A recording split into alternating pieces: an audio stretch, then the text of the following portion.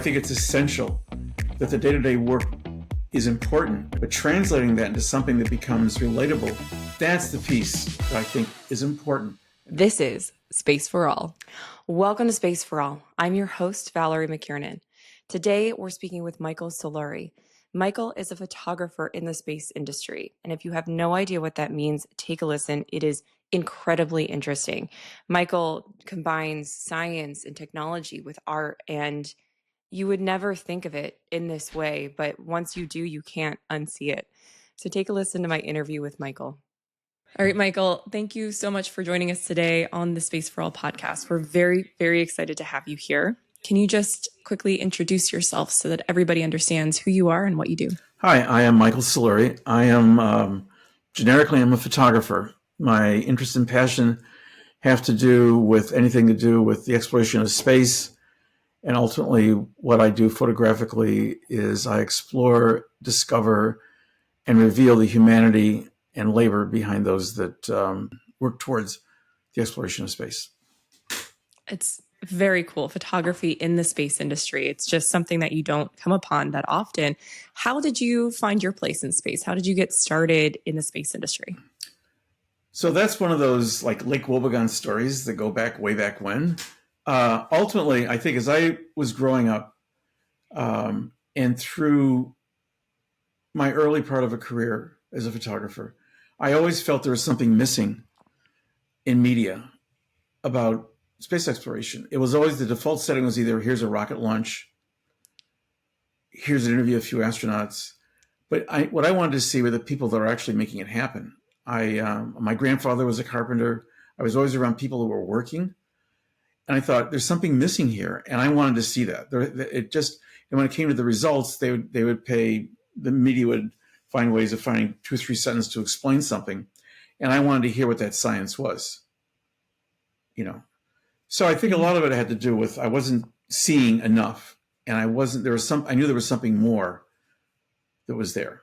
And being ultimately in the media, I realized why it was that way, but it still didn't resonate. And a lot of my goal was to find print and online sources that actually were willing to go into that more deeply. Yeah. And did you start out looking into the space industry, or did you start somewhere else first? No. My career is I began in photojournalism, and I had interned at a Gannett paper, actually up in Rochester, New York, which was the headquarters. And I learned to tell a story in one picture. And the people that were in that business much longer than me, I was a kid, were hardcore. And I learned a lot. I'm learning how to take a picture and also please the city editor. So that sense of newspaper and immediacy was both fun and demanding, because anything that I was getting, having a fine art degree went out the window. This is about down and dirty, develop, boom, print, deadline, and it's got to be there by this time. I also moved to Brazil, and I began my career there as an editorial photographer, and I evolved telling a lot of storytelling. So I got to go visit Brazil, got to be sent to India, France, places like that. Did a lot of fashion, and I found that I could merge my fashion with my journalism and made the pictures look natural. I wasn't much to setting up and propping. I like to have something look real and more natural, kind of like what Elle magazine was doing. And so that's how I had begun. And then, I always kept in touch with what was going on in science with the various probes and things like this, and kept on thinking, well, somehow, I think the moment of realization that I should really get into this was actually what triggered it was 9/11. So we lived in New York City, and we were only about 1.25 miles north of the trade centers. And so that whole tragic experience, because our son was about 8 blocks from ground zero. So I had to go down, and my wife was coming. There was no cell phone. She saw the South Tower fall. I heard the North Tower fall, all this stuff. And I realized, just like that, nobody knew how many people had died. But 3,000 people just boom. And I think all that made me realize what do you really want to do? I mean, I have an 18-month-old son. He has his life ahead of him. I've been sort of privileged to have experiences that I've had, whether it's over fashion, editorial stories, still life photography, things like this. But maybe getting into the space thing. But the question is, it was all going to be uphill. It was all going to be uphill. But I started. I just made the calls and realized, well, that's not going to work. Oh, and it was an engineering culture. And we have public affairs that deals with that. Public affairs. That became, that's like a Wizard of Oz story. That was that's a castle you don't want to visit. It's like, oh man. So when you made that decision to start making that transition, what was the first project you found yourself involved in at that point? The first project that I really got involved was because I wanted something that would be close to New York that I could get to. And Goddard Space Flight Center was a 3.5-hour trip by car. And there was this mission called New Horizons, which was a mission to explore the Pluto system and beyond. So I thought, okay, I had read about this on space.com, which was just launching. And I remember when Lou Dobbs launched that, and Andy Chaikin was the editor. Andy's a legend, and I think as a writer and a reporter. So I called NASA headquarters, and it just I think this guy was wondering, who are you? Why are you a photographer? Shouldn't you be talking to public affairs? There it is, the PAO thing. But ultimately he said, it's being administered through Johns Hopkins University at the Applied Physics Lab. And ultimately, I told him I went to Discover Magazine, and it was on spec. I had to fund it. They weren't going to assign it. That was just where things started to change. And ultimately, I was building the story, and I needed to meet the principal investigator, Alan Stern.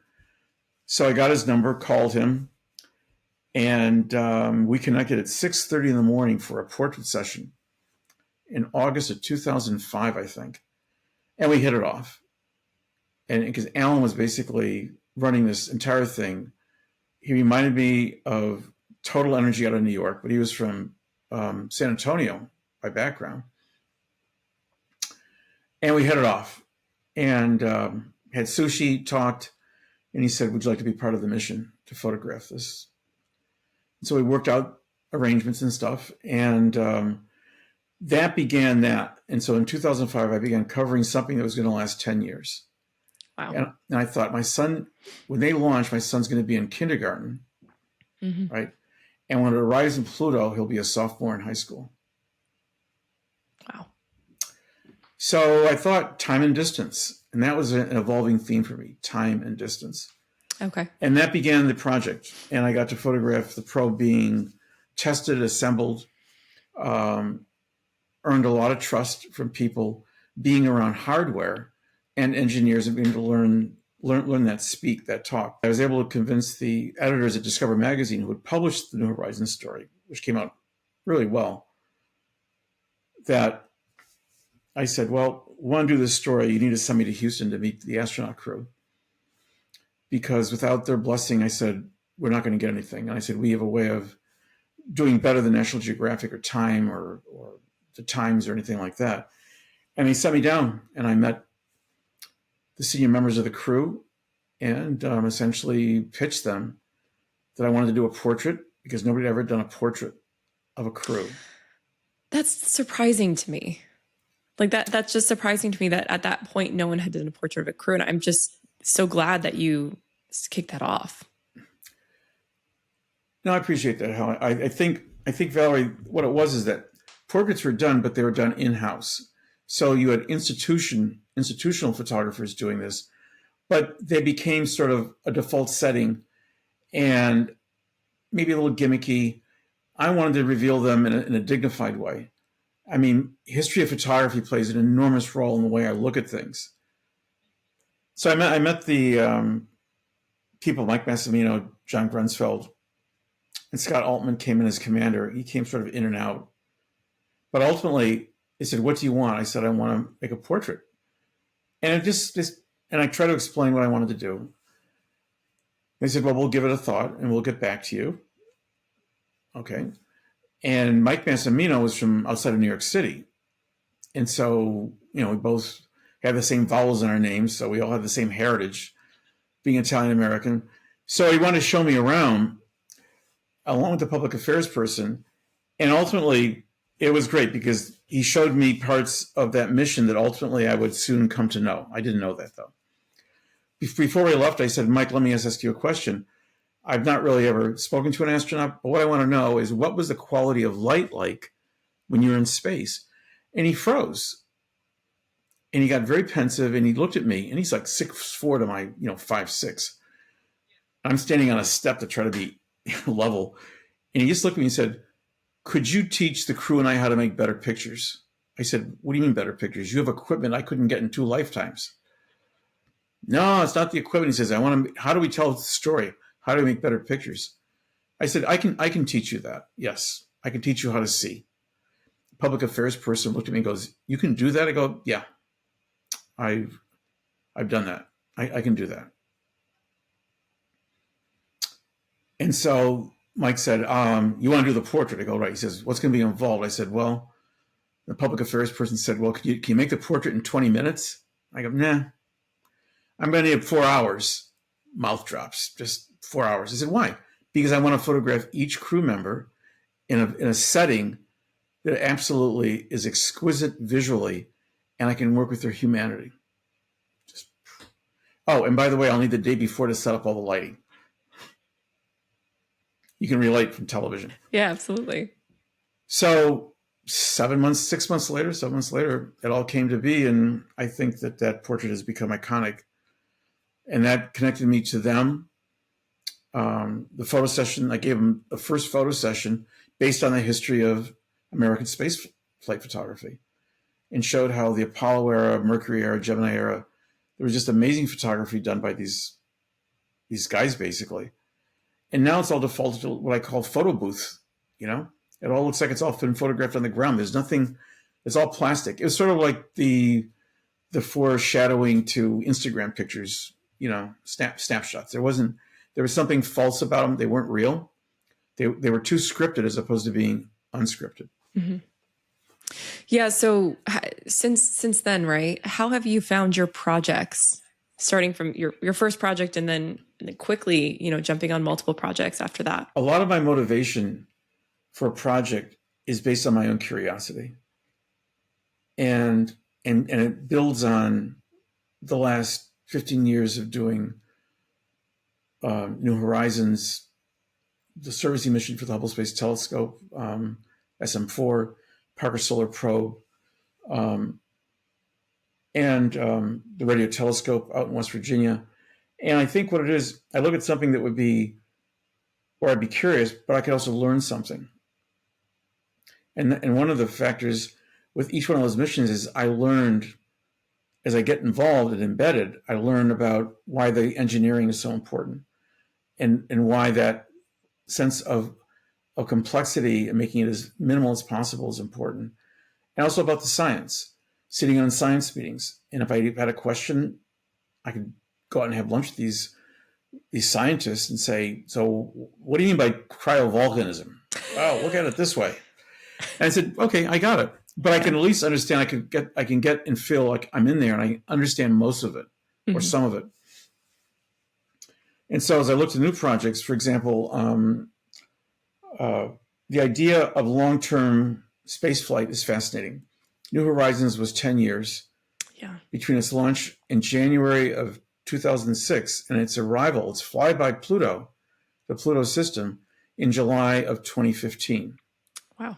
And then it was another 4 years before it passed Rakoth, the Kuiper Belt object. So there's a mission coming up called Dragonfly, and it's also out of Applied Physics Lab. And I have a reputation there, being annoying people, being around hardware, spacecraft, all that.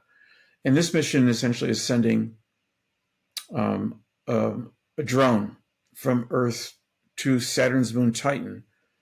And essentially it will land on the planet, on the moon, and be able to land, explore, and then pick up, leave, and then go to another area. Coming in the beginning, and I've talked to, I met the principal investigator Elizabeth Turtle. And I said, it's not only portraying all of you at this moment, these moments in history that's going to be fleeting, but that as you build each element, to me, each element that you're going to ultimately assemble into this spacecraft, to me, are pieces of sculpture, because there's only one of a kind. And that's the approach. And so that's been in the works, and I attend my first meeting with them in November. The launch is until 2028. So that's something that fascinates me, to be able to because imagine having photographs like these, and then having it up, whether it's displayed in a museum or in a book, or even if they're used in their public affairs work, you're showing something very different than being literal. And I would think that would draw in a public, however they use it. Do you have any favorite projects that you've worked on over the years?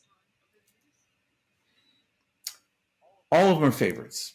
I have moments that resonate as unique human experiences. On the New Horizons project, when on the launch, I was able to set up a remote camera system, and that was with the help of a photographic engineer I know, Scott Andrews, just brilliant photographer. And there's 3 postponements, and 2 postponements until it was finally launched.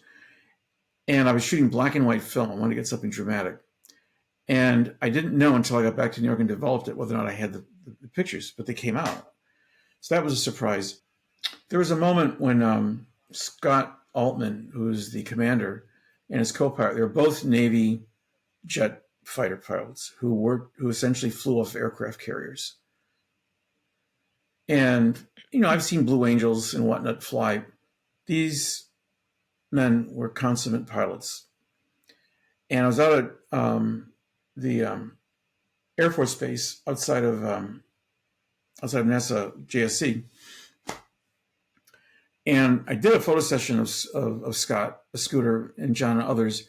They got on their aircraft and they taxied out and they went on the runway and they both lined up and they both took off at exactly the same velocity and both took off at the same time. It was precision. I said, this is what the world doesn't realize in terms of you sending crews up to space. Look at the deal of skill they have as pilots. And you couldn't photograph that. It was just an experience to take in. The smell of the fuel, the sound, all that stuff. But I remember about 5 weeks before launch, and all the various equipment that was going to be loaded into the shuttle was still at Goddard Space Flight Center. It was going to be, no, I'm sorry. It was already at the Cape. Sorry, it was already at the Cape. And John Grunsfeld was the leading extravehicular activity guy. He'd been up there 3 times already. Oh.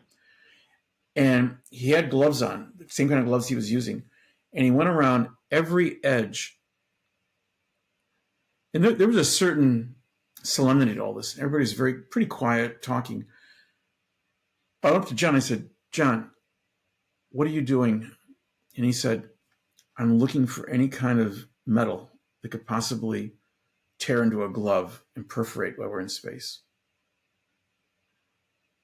And he said, because that happened once. And he just went over every single piece. Just like, I thought, it was sort of like that, a human hand, you just like that.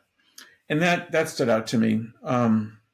Meeting Neil Armstrong and asking him about his photographs, why he photographed his shadow, why his shadow appeared in so many of the photographs. Yeah. That was a great moment. That was a very one-on-one. And did he explain to you why he did that? I had my theory, and he first, Neil. The meeting was set up by another Apollo astronaut. Okay. And so there was a sense that I've been screened, but when I first approached him, I said, "Were you aware of some of these?" He sort of went quiet. I figured he was all right. Now he's studying me. He's going to figure out, because maybe it was a vulnerable question. It was. Because all the books hadn't covered this. No, of course not. They're looking at everything else. I'm wondering whether or not he had taken conscious of the fact that his shadow was in some of these photographs. And towards the end, there was a series of photographs where Buzz was not involved. It was just Neil's shadow and the LEM, the surface in space. I said, to me, that was all about what you said when you came down that ladder. And, he kind of like put it off. And we talked about other things, other experiences. He knew Scott Altman from the shuttle crew and talked about other things. And he said, well, he has to head on to another meeting. And this place we were talking, these people came by and they realized it was him. And they go, oh, can we have a picture? I'd bring a camera. I don't bring a camera when I'm meeting people like that. And Neil looks at me and goes, well, why don't you give the camera to Mike? He's a really good photographer. He'll take the picture. I said, okay. I've been blessed by Neil. So I made the picture and they left. And then he said, so I need to go. He said, all right. And I thought, well, I'm not going to get my question answered. I'm thinking that in my head. So I said, I thanked him. I said, on behalf of my family, and I thank you for what you've done. And he just beamed this incredible smile. I mean, it was genuine. And he looked at me and he goes, you're probably right. Referring to my question from 20 minutes earlier. Wow. So I treasured that because there was a consciousness to it. And that's all I wanted to establish. Sure. That it wasn't accidental.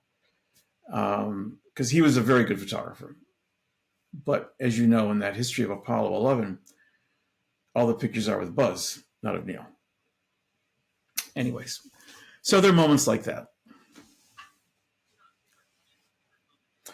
Favorite moments. When the New Horizons went by Pluto, they were going to show they had an image was beamed down about midnight, and everybody on the science team was going to gather at 6 a.m, and we were going to be the first to see this. So it was just going to be me and Bill from NASA headquarters was there. We were the only photographers in there, and my back was to the screen, so I don't know what they were seeing of them. So that's part of the thing. I have to, the delayed gratification comes a lot. And I just started sweeping as I saw that response and that joy. It was like, I waited years for this. And I caught a number of moments that became really iconic. I'm grateful for that. But it was also getting, being in the moment and with their emotion and looking at that picture, that awe, that wonder. And then when the reveal was over, and basically it was all quarantined. I mean, nobody could leave with this thing. I'm saying, okay, I'll make a snapshot for myself. So when the quarantine leaves, I can send it to my sons to say, look where I am. And I'm holding up my phone, and all the science team had gathered around this huge screen with this first photograph of Pluto. And I'm realizing, oh my God, that's a photograph. I put the phone away and everybody is pointing at the picture. And I made that picture of the silhouettes, all of them just looking and talking about this and that. That became iconic. That was used in a number of books, media, stuff like that. So there's moments like that. They're unscripted. You just don't know. There it is. Yeah, that's amazing. So Michael, what's next for you? You spoke about two projects that you're thinking about getting on, but is there anything else that you're currently working on? Yeah, aside from the people and people work and looking at the tools and labor force behind space exploration, I have two projects I work on that are related. Okay. One is called Art Continuum, and then basically, I discovered back in 2009 that under the launch pads there are flame trenches, which is where all the fire and brimstone essentially come out. And when I was about 4 days before launch on the shuttle mission, I looked down and I started seeing what was still left of the exhaust and the flame marks from the Saturn rockets that brought Apollo to the moon. So there's something about history, about anthropology that fascinated me. Then I started seeing these markings on the wall. I said, oh, I need to see these. I go, well, not now. So after the launch, I went down And what I discovered over a period of time was that all these walls were sort of had history on it. They showed the walls were metamorphized. They were abstract, and there were also signage on the walls, and it reminded me of cave art. And as I looked more and more into it, the symbols and icons used on the walls was engineering speak for damage, and they had a code of different colors. But the symbols they were using weren't that different than what our ancestors were using in Lascaux or any number of, or the Blombos caves in South Africa, with circles, plus, minus, parallelograms, things like that. And the more I looked, the more I saw those. And I thought, okay, there's something transcendent going on here. You have what was left of the Saturn V rocket and its exhaust, which was black. And then the space shuttle left its own, many, many launches left its signatures. So I started photographing that. And that's now emerged, and I make these huge murals, and some of it's been exhibited. I'm still working on it. I went to photograph the flame trench after the first SLS went up last year. And I continue photographing that because there's something to me transcendent in connecting us to our early history. And it's fire. And here we're going from essentially our ancestors working with basic tools to machines that now we are in this century that use fire to take humans from that gateway up to space. So it's sort of an intellectual thing, but I like that. There's just something about that. And the images, basically, I think the viewer needs to sort of like let go, because everything becomes surreal. There's no sense of scale. So in a way, it could be a surface of another planet, of a moon. And yet there's all this history woven in there, because in a way it's out of context. I'm not showing you what it looks like under this launch pad. It's the idea of what is here. Wow. That's incredibly poetic. I love that concept. So do you have to go in, Thank you, like into the what is it called? It's a pit. Yeah. How do you get down there? Do you climb down? Trench. Fire trench. So what it is, if you look at SpaceX launch pad, or look at the Apollo Saturn on its launch pad, or the shuttle, or SLS, they're sort of on a trapezoid-like figure that's probably a good 80, 90, 100 feet off the ground. Yes, yeah. There's a ramp. So the platform that the rocket sits on sits over a trench that's about 300 feet long and about 80, 90 feet high, made of brick that can basically withstand the temperatures of ignition, which about 5,000 degrees Fahrenheit, more or less. Yeah, 5,000 K, I think, temperature of the sun. And then massive amounts of water floods that trench just before ignition. So when you see a rocket launch, you're not seeing smoke. What that is steam. All that water just becoming steam. I did not realize that. Wow. Yeah. And each launch is a certain amount of, the velocity is sometimes twice the speed of sound of all the thrust coming out. And so it moves against the brick. So going into it, I can go in, there's two entries, and you go in at road level with escort, of course. And you go behind the fences and come in. But now I'm a known quantity. So there's Mike, he wants to go into the trench again. So, I pick the day where the light's going to be good. And I'm driven out there. So you can walk into this cavern, and basically it's just, there's a deflector that's there. And there's just the sound of the seagulls and the sound of the beach a quarter mile away, and the wind. And it makes for a very transcendent experience. And really kind of discover what that light is doing, and talking about all that surface. Because now what I photograph is all gone. The launch pad that I used, 39A, which was used for Saturn, Apollo, and all the shuttle, most of the shuttle launches.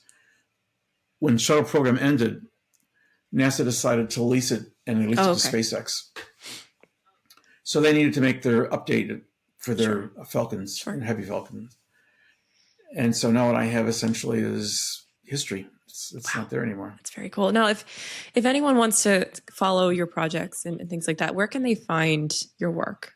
Well, thank you for asking. So my website, michaelsoluri.com, definitely has all the galleries of all the missions we've discussed here and other works that I've been doing and my editorial work. I have a book that Simon & Schuster published called Infinite Worlds, which is the story behind the last servicing mission of the Hubble Space Telescope. And rather than me tell the story both in words and pictures, it's my photographs. But the story essentially is being told by, I have 22 different people that were part of that team. And I had them write their own story. And I edited it with the editors at Simon & Schuster.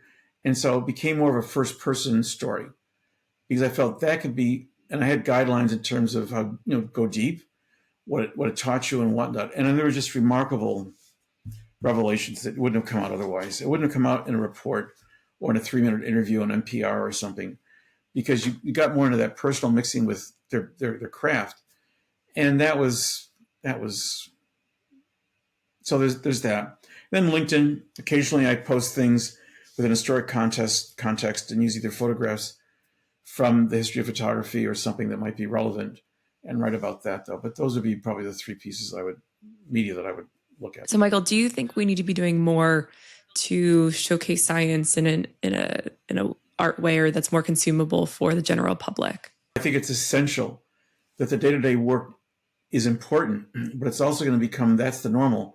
But translating that into something that becomes relatable to, your mother, your father, your aunts, and your uncles, that's the piece that I think is important. And that's where you get the art, be it in words, be it in sculpture, be it in photography. We all have our influences. I think that what I'm doing may not be accessible for everyone. I think those that would like to become or do what I'm doing, I think is a question of their own uniqueness. And, for me, it was a matter of thinking there was something missing, and I wanted to fill that void, trying to fill that void. I knew how to be in people and stay quiet and let the photograph come to me. Yeah. And also be curious and learn. There are many times the camera is just on my desk. I'm just listening. Then there's a point where you start discovering. And that point of discovery, I think, is important because science is discovering, engineers are discovering.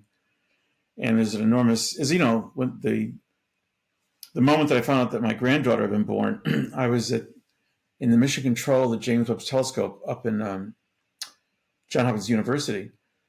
And I looked at my phone and I just sort of like teared up. And I said, oh, my granddaughter was just born. I said, imagine what she's going to see in her lifetime.